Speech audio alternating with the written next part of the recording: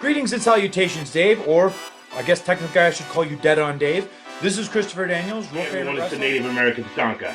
Want to give a big shout out to Dead on Dave. Dave, this is Leon White, Big Van Vader. Dead on Dave. What's up, man? It's the coach. Hello, this is the hardcore legend Mick Foley, and I know when I want to keep up with the latest in wrestling news from around the world, I check in with Dead on Dave Productions. He covers a wide variety of wrestling topics, including the career of the hardcore legend. Don't miss it. Dead on Productions. Yeah. What's going on, everyone? Welcome back to the channel. It's your boy Dead on Dave. Now look, as you know, if you've been a fan of this channel for a while, you know we cover a lot of different things. We cover wrestling, but mainly the in-ring product. It's very rare that we really take a look at the fact that these are real people that with real life situations.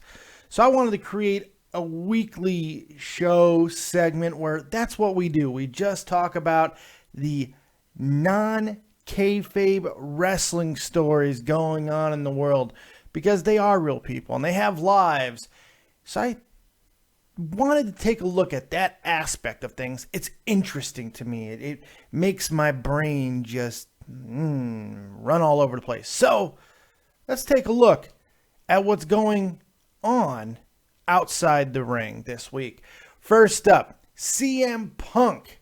CM Punk, who's right on the verge of making his UFC debut, is doing all of his media rounds, and he got asked a question that by a silly reporter. The question was, does Vince McMahon encourage you? Did he send you any texts or well wishes about your upcoming fight? To which Punk snarkily responded, do me and Vince text? No, he's currently bankrolling a lawsuit against me.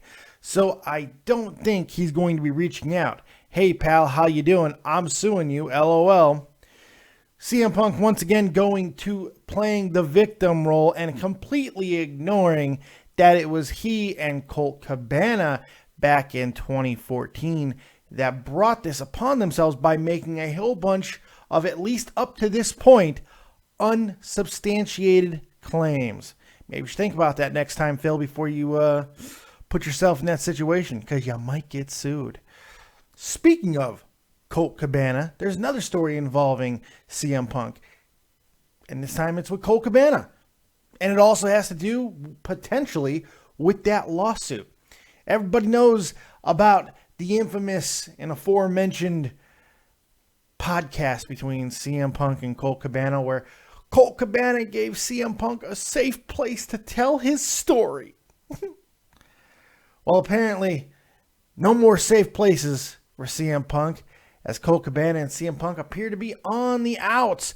Yes, they went ahead and unfollowed each other on Twitter, and it seems to be a lot of real-life tension between the two, as news is being reported that CM Punk is apparently very upset with Colt Cabana for going backstage at an episode of Monday Night Raw recently.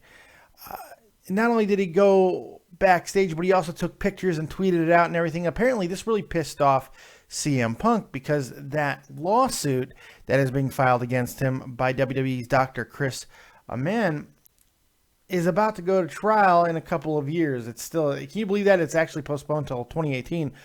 But CM Punk had a little bit of a shit fit about it because it could potentially damage that lawsuit. And he has a point there, but at the same time, come on. Stop being a baby. Colt Cabana has every right to go to wherever the hell that he wants to go, and maybe it's a sign that you shouldn't have ran your mouth as much as you did. But what are you gonna do? Look, you can't shoot yourself in the foot in the wrestling business, all right? I mean, not when you're always trying to get a foot in the door, you know? Going to the little more weird and kind of under the radar, Bo Dallas, that's right, baby Bray Wyatt. Bo Dallas had to be removed from a flight to Poblana, Mexico, after yelling all kinds of curse words at flight crew members. Bo left his carry-on luggage behind and started walking towards the airport in other departure gates, and apparently he was making a huge scene. Police would later arrive on the scene and arrest him and describe Bo as smelling of alcohol, and he admitted to drinking. He said, "I had a little." When asked for more details, Bo allegedly stated, according to the police, that he wasn't planning on driving. Why he would give that information up, I couldn't tell you, and you could believe that. Police would later go on to say that Bo was swaying to the side, speaking with a thick tongue and slurring his speech. Bo was described as showing poor dexterity while retrieving his belongings from the floor. He was questioned by the police and was determined that he was intoxicated to the point where he was a danger to himself and others. He was placed under arrest. Now, is that going to affect him long-term in the WWE? Well, so far he hasn't been suspended, so we really don't know at this point. The fact that he is Bray Wyatt's brother might offer him a little bit protection, because for years Bray Wyatt has been on the cusp of something. And it's possible WWE simply doesn't want to, jeopardize that, whatever that potentially might be someday. I don't know. It's very weird, but we'll see what happens with Bo down the line. Will he be future endeavored? Only time will tell. Finally, we got a couple little stories here involving, a couple that potentially the WWE just doesn't want to see around in WWE anymore. And I'm going to file this under the "it just doesn't make sense" category. Paige allegedly was threatened to be fired if she did not break up with Alberto Del Rio. That's right. She was threatened. Now, this is according to Mr. St. Laurent. He's an insider who has been right about some WWE things in the past. Now, he was recently on an episode of MSL and Sullivan, Kevin Sullivan's podcast, and he claims that Mark Carrano getting very specific here by dropping that name, who people might know from Total Divas. He's kind of like the public relations guy between the office and the wrestlers. He apparently approached Del Rio and Paige individually and harassed each of them to end their relationship. It was indicated that the office, that the higher-ups in WWE did not want them together. And this is a direct quote from Mr. St. Laurent. A lot of people speculated if this was the reason WWE split them up in the draft. And that's definitely what happened. The company did not want them together. They split them up in the draft by design, and they threatened to fire Paige if she didn't break up with Del Rio. Now, I'm going to tell you why I do not buy this shit, and Mr. St. Laurent is probably full of shit.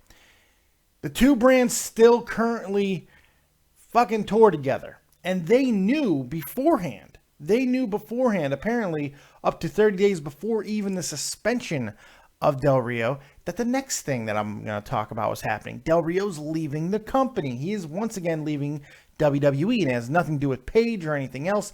By his own admission, it's just about the fact that WWE did not live up to promises that they made to him about his direction. He was promised main event spots, and he was never really elevated past the mid-card during his entire run. And that's not WWE's fault that he just simply can't get over unless he's so marred and buried with other mid-carders that the fans start giving him some cheers. It's just weird. The fans don't cheer him when they need to cheer him.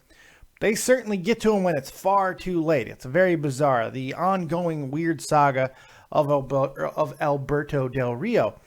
And this leads all of that credence into why the story that Mr. St. Laurent propagated simply doesn't make sense. Because if they knew he was leaving, they didn't need to split him up in the draft for that reason. He's leaving. He's going away. So it doesn't matter. He's no longer their issue. He's no longer their property. He's no longer within the realm of their control. This makes absolutely no sense for another reason. Paige is fiery and has a mother that's even more fiery. Had they done this when Paige leaves inevitably from WWE or even before, she would have no problem, and especially her mother would have no problem, in outing the WWE, slamming them and making them look like assholes. They have no problem doing that. So this makes absolutely no sense to me. But keep in mind, this is just a rumor from a insider on a podcast done by Kevin Sullivan. So take it for what it's worth. Most of these stories and everything, well, all the stories that I found, you can easily find on a whole bunch of different wrestling sites, WrestlingInc.com. You got Pro Wrestling Insider, a whole bunch of different places. You can find all these stories, and that's where I found them and give them my own little spin. Hope you enjoyed it. This was my first little trip down this path. And if you want more of it, let me know in the comment section below or hit me up at DeadOnDaveV. And I'd love to hear from you if you like the drama, the real-life drama aspect of wrestlers, because it doesn't always get talked about. So this was the first ever episode of Outside the Ring. Hope you enjoyed it. Thank you for joining us right here on Dead on Dave Productions. Like, subscribe, and share. And as always, if you don't have talent, have talented friends. Keep it copious, folks. We'll see you a little bit later on. Peace.